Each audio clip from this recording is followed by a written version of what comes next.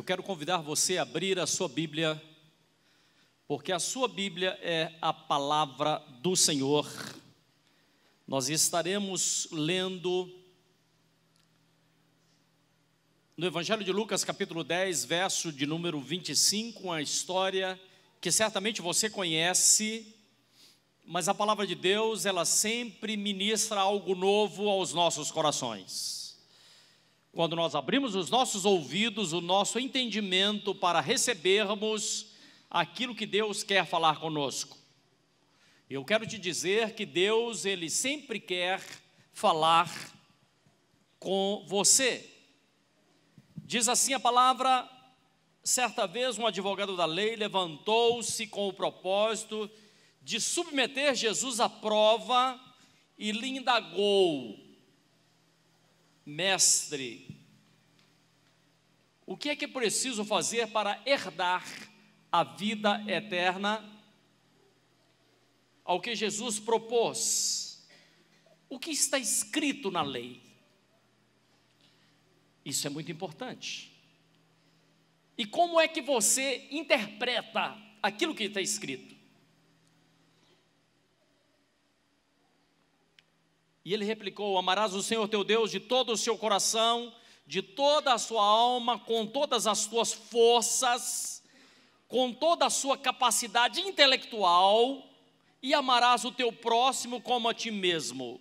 Então Jesus afirmou: respondeste corretamente, faz isto e viverás. E no entanto, insistindo em justificar-se, questionou Jesus: mas quem é o meu próximo? Diante disso, Jesus respondeu: certo homem descia de Jerusalém para Jericó, quando veio cair na mão de alguns assaltantes, os quais, depois de lhe roubar e tudo espancarem, fugiu e abandonou quase morto. Coincidentemente descia um sacerdote na mesma estrada, assim que viu o homem, passou por outro lado. Do mesmo modo, agiu um levita, quando chegou ao lugar, observando aquele homem, passou de largo. Mas um samaritano, estando de viagem, chegou onde se encontrava o homem, e assim que o viu, teve misericórdia dele. Então aproximou, enfaixou as feridas, derramou nelas vinhos e óleo, e em seguida colocou-o sobre o seu próprio animal, levou à hospedaria e cuidou dele. E no dia seguinte, deu 2 denários ao hospedeiro e lhe recomendou: cuide desse homem, e se alguma despesa tiverdes a mais, eu reembolsarei a ti quando voltar. Qual desses 3 parece ter sido o próximo do homem que caiu na mão dos assaltantes? Declarou o advogado da lei: o que teve misericórdia para com ele. Ao que Jesus lhe exortou: vá e procede tu de maneira semelhante. O lugar onde você frequenta, o que você aprende na igreja, define a sua vida, porque é exatamente o que você se alimenta. Nós nos alimentamos da palavra de Deus, nós recebemos a palavra de Deus, e assim como nós somos aquilo que nós nos alimentamos, o que é que você se alimentou no dia de hoje? Aquilo que você comeu forma a energia para o seu corpo, mas aquilo que nós recebemos da palavra, nós alimentamos o nosso espírito para que estejamos fortes, para que sejamos firmes nas nossas decisões, e todos os dias nós tomamos decisões. E o que é que nos leva a tomar as nossas decisões diante das situações da vida, diante das nossas dificuldades e diante das dificuldades de outras pessoas? Como homem de Deus, como aquele que se diz cristão, como a mulher de Deus, nós precisamos entender como nós devemos nos portarmos. Como é que você age diante da dificuldade de alguém que talvez você nunca viu na sua vida? Você tem sido uma pessoa altruísta. Uma pessoa altruísta é aquele que vive para servir o próximo, que está sempre disposto a ajudar aqueles que passam à sua frente? Ou será que você tem sido uma pessoa egoísta? O egoísta, ele olha apenas para si mesmo, ele se vê como sendo o centro do universo, e ele é incapaz de ver a dificuldade do outro, na rua, no trabalho, na sua casa, na igreja, por onde quer que passarmos. A forma que nós agimos define quem realmente nós somos. Jesus se encontrou com um advogado, um homem que entendia muito de leis, e começa a ter um diálogo. E aquele advogado começa a falar com Jesus a respeito de vida eterna, e Jesus bate na principal tecla. Ele diz assim: amarás o Senhor teu Deus de todo o teu coração, com toda a tua alma, com todas as tuas forças, com toda a sua capacidade intelectual, diz aqui. Mas não é apenas isso. E Jesus complementa, ele diz assim: mas amarás também o teu próximo, como você ama a você mesmo. As nossas atitudes definem se realmente nós estamos amando o nosso próximo, como nós amamos a nós mesmos. Quando o irmão te pede carona para ir embora para sua casa, quando alguém chega e quer abrir o coração, expor a sua vida, quando nós nos dedicamos a discipular alguém, a cuidar dessa pessoa, a zelar dessa vida, isso define se realmente nós estamos amando o nosso próximo ou estamos dando importância ao nosso próximo como nós amamos a nós mesmos. Jesus, na verdade, ele é o nosso modelo.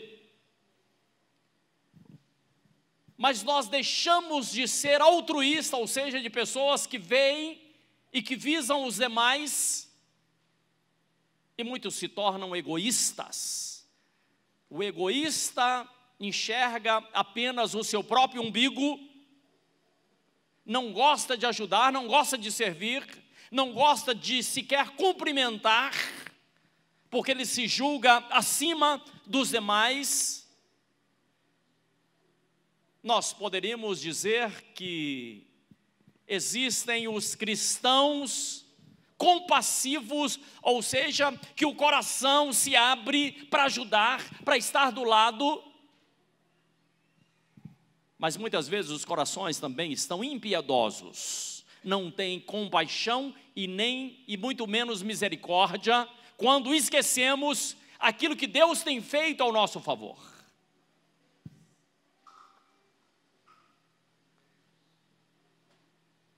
E aquele doutor, ele pergunta a Jesus: mas quem é o meu próximo? E Jesus narra uma parábola. Ele diz assim: um certo homem estava descendo de Jerusalém para Jericó. De Jerusalém a Jericó são mais ou menos 24 quilômetros, mas é uma descida muito íngreme, porque dá um desnível de 1000 metros de Jerusalém até Jericó. Aliás, Jericó é a cidade mais baixa da face da terra, está a mais de 240 metros abaixo do nível do mar. E diz que um homem estava passando por aquela estrada e foi assaltado. Isso nos mostra que assalto não é apenas nos dias de hoje, mas naquele tempo um homem havia sido assaltado, os assaltantes o deixaram quase que como morto, levou tudo que ele tinha. E acontece que um sacerdote, um homem que estava no templo, um religioso, ele passou por ali, mas ele estava muito apressado, ele estava correndo com os seus afazeres, e muito menos ele se importava com o seu próximo, porque diz a palavra que ele passou e deixou aquele homem, que ele não se importou se estava quase à morte ou se ele acabaria de morrer, mas ele passou direto. E logo em seguida veio um também que era do templo, era um levita, é alguém que cantava na casa do Senhor. Mas diz a palavra que aquele levita até viu o homem machucado, mas passou de lado. Eu gostaria que você entendesse uma coisa, querido. Esses dois homens, eles estavam descendo de Jerusalém para Jericó. Jerusalém, desde o início, foi escolhido um lugar de adoração a Deus. E Jericó sempre foi uma cidade que adorava não ao Deus que nós adoramos, mas adorava aos deuses. Então aquele sacerdote e aquele levita estava, ao invés de subirem, ao invés de estar indo para a presença do Senhor, eles estavam afastando-se da presença de Deus, sempre cada vez mais. Mas diz as Escrituras que passou por ali um outro homem, que não era um judeu necessariamente, pelo contrário, era um samaritano. Os samaritanos eram discriminados quando um judeu passava por um samaritano, virava o rosto e cuspia de lado em sinal de desprezo. Mas aquele samaritano, diz aqui a palavra, que ele, ao passar por aquele homem, ao passar ao lado daquele homem, ele se moveu de uma íntima compaixão. Compaixão é ter paixão com o outro, é se colocar no lugar do outro. E Jesus sempre assim o fez. Uma certa feita, Jesus estava entrando em uma cidade, estava saindo um enterro, e aquele enterro era do filho de uma viúva, que tinha apenas um filho, e a palavra diz que Jesus se moveu de uma íntima compaixão, e por isso Jesus ministrou a vida sobre aquele defunto. A minha pergunta é, e Jesus está falando de mim, e Jesus está falando também de você, porque muitas vezes nós agimos exatamente como estava agindo aquele sacerdote e também aquele levita. O sacerdote e o levita estavam preocupados com os seus próprios afazeres, com os seus próprios interesses, e eram homens desprovidos, diz aqui a palavra, eles eram desprovidos do amor ao próximo. É exatamente o que Jesus estava mostrando, que eles estavam destoando, eles não estavam de acordo com os ensinamentos de Jesus. precisamos cuidar das nossas vidas de cristãos, porque não somos cristãos quando não agimos de acordo com os ensinamentos do Senhor. Mas aquele homem, aquele samaritano, ele tinha uma vida diferenciada, porque ele pensava também de uma forma diferenciada. Pelo que nós lemos, pela história que Jesus conta, ele era um homem muito abençoado. Ele era também um homem próspero. Diz aqui a palavra que ele se aproximou, ele se moveu de uma íntima compaixão, e a forma que você pensa define a sua vida, define a sua vida material, define a sua vida espiritual, e a sua vida espiritual, ela comanda a sua vida material. Eu não sei se estou sendo claro no que eu estou dizendo. Aquele homem se aproximou do ferido. Situação complicada, eu não sei como é que você se comportaria encontrando uma pessoa ferida pelo meio do caminho, alguém que você não conhece, nunca viu na sua vida. Se passaria direto, dizendo assim: eu não conheço, não sei quem é, não é meu parente, não conheço, e vou embora. Mas é que a palavra fala que aquele samaritano, ele se aproximou do ferido, e ele teve o trabalho, teve a dedicação de curar as feridas, E por que é que eu digo que ele era um homem muito abençoado? Porque ele tinha óleo, ele carregava na sua bagagem óleo, ele carregava também vinho. O óleo na nossa vida simboliza o poder do Espírito Santo sobre a nossa vida. O vinho simboliza a alegria de Deus na nossa vida. Um homem e a mulher de Deus precisa ter a unção do Espírito Santo, mas precisamos ter também a alegria de Deus na nossa vida.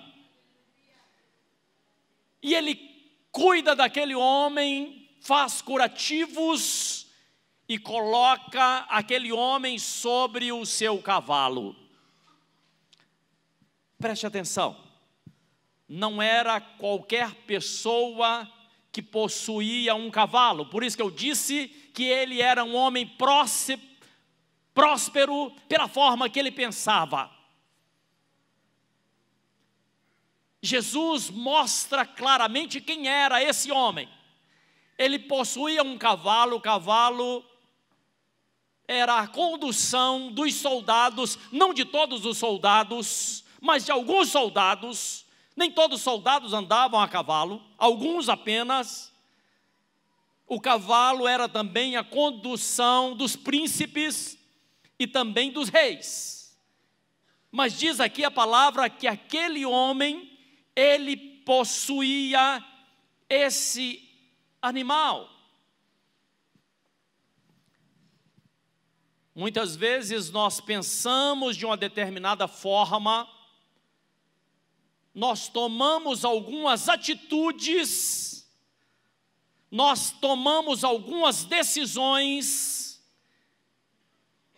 e as nossas decisões nem sempre estão alinhadas com os ensinamentos do Senhor Jesus. Corremos o sério risco de nos tornarmos pessoas egoístas, egocêntricas, muitas vezes até mesmo distantes dos ensinamentos do Senhor. A Bíblia nos fala que em um certo momento da história da humanidade, as pessoas não queriam saber de Deus, as pessoas haviam tornadas egoístas demais, e Deus resolveu recomeçar tudo de novo através de um homem chamado Noé. E Deus instrui a Noé para construir uma arca, porque Deus não se agradava da atitude das pessoas, e Ele, na verdade, queria fazer uma limpeza na face da terra. E depois de um temporal de 40 dias e 40 noites, Noé desce novamente em terra firme, e Noé, a saber, tinha 3 filhos. Isso é muito importante, porque nós somos descendentes desses filhos de Noé, e um deles se chamava Cã, outro se chamava Sem, e outro se chamava Jafé. A palavra Cã significa guerreiro, significa quente, e é exatamente de Cã que surgiu, ou que veio a raça, ou povo africano. Isso é muito importante nós sabermos. As pessoas do continente africano, os descendentes de Sem. Aliás, a palavra Sem significa aquele que carrega o nome, o portador do nome. Os descendentes de Sem são o povo judeu, por isso nós dizemos os semitas. E os descendentes de Jafé são os povos europeus. Jafé significa aqueles que cresceram, aqueles que expandiram. Ou seja, Deus sempre dá uma nova oportunidade ao seu povo de crescer novamente, de melhorar novamente. E quando nós pegamos a história da igreja, no capítulo de número 7 de Atos dos Apóstolos, um africano se converte, era aquele eunuco. Quando olhamos para o capítulo de número 9, o apóstolo Paulo, que até então era Saulo, se converte, ou seja, um descendente de judeu. E no capítulo de número 10, um romano se converte, que foi um centurião, um soldado romano. Ou seja, Deus está fazendo uma obra, Deus está dando uma oportunidade de crescimento, uma oportunidade de mudança de pensamento, de mudança naquilo que nós pensamos e da forma que nós vivemos. Eu não sei se fui claro no que eu disse. Eu gostaria que você fechasse os seus olhos onde você se encontra, coloque a mão sobre o seu coração onde você está, e vamos orar ao Senhor. Pai, nós te adoramos, nós bendizemos e glorificamos o teu nome, e a tua palavra foi pregada. Portanto, ó Deus, faça com que esse homem, essa mulher possa ter uma vida na tua presença de acordo com os teus ensinamentos. É o que pedimos e te agradecemos, e o ensinamento de Jesus é: vá e procede de maneira semelhante. Nós queremos agir de forma semelhante. Será que você pode dizer amém? Você pode dizer graças a Deus? Aleluia.